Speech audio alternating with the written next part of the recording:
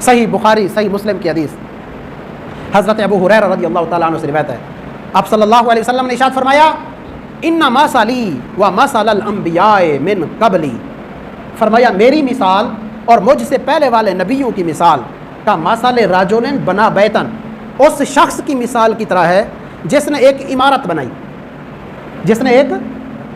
عمارت بنائی، فَأَحْسَنَهُ وَأَجْمَلَهُ، اس شخص نے اس عمارت کو حسین و جمیل بنا دیا، خوبصورت بنا دیا، إِلَّا مَوْضِعَ لَبْنَةٍ مِّن زَاوِيَةٍ، مگر ایک کونے سے ایک اینٹ کی جگہ خالی چھوڑ دی،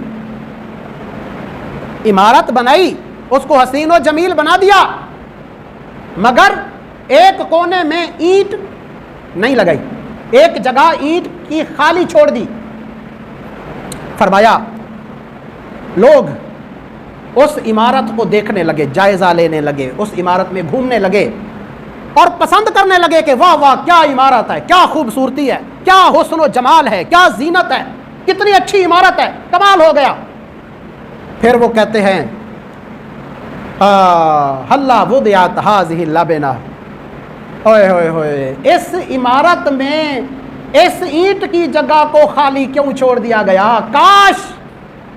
اس اینٹ کی جگہ کو بھی فل کر دیا جاتا، یہاں اینٹ لگا دی جاتی تو یہ عمارت بہت خوبصورت اور کامل ترین ہو جاتی۔ میرے آقا علیہ الصلوۃ والسلام نے ارشاد فرمایا، سنیے، میرے آقا نے فرمایا وَأَنَا اللَّبِنَا وَأَنَا اللَّبِنَا، وہ چھوٹی ہوئی اینٹ میں ہوں،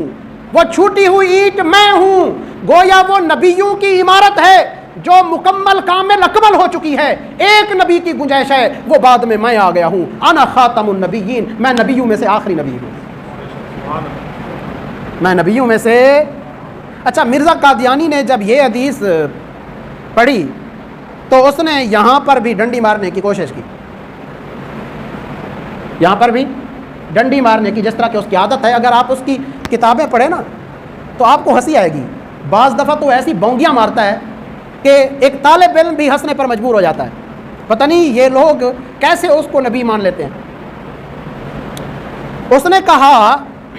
ہاں ہاں ٹھیک ہے، یہ حدیث میں موجود ہے کہ ایک شخص نے عمارت بنائی، اس میں ایک اینٹ کی جگہ باقی بچی،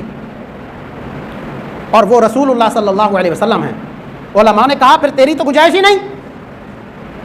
آخری اینٹ رسول اللہ، عمارت مکمل، نبوت کی عمارت مکمل، آخری اینٹ خود رسول اللہ فرما رہے ہیں میں ہوں، اور صحیح حدیث ہے،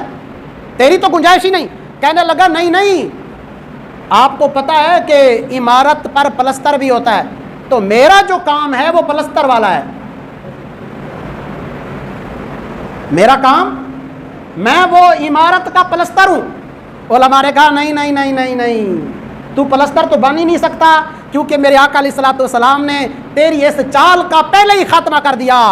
آقا علیہ السلام نے فرمایا اس شخص نے عمارت بنائی نا فَأَحْسَنَهُ، اس عمارت کو حسین بنایا، اور کوئی عمارت اس وقت تک حسین ہو ہی نہیں سکتی جب تک اس کے اوپر پلستر ہو نہ چکا ہو۔ میرے آقا نے صرف اتنا تو نہیں فرمایا نا کہ عمارت بنائی، اتنا تو نہیں فرمایا، فرمایا اس شخص نے عمارت بنائی فَأَحْسَنَهُ، اس کو حسین بھی بنایا۔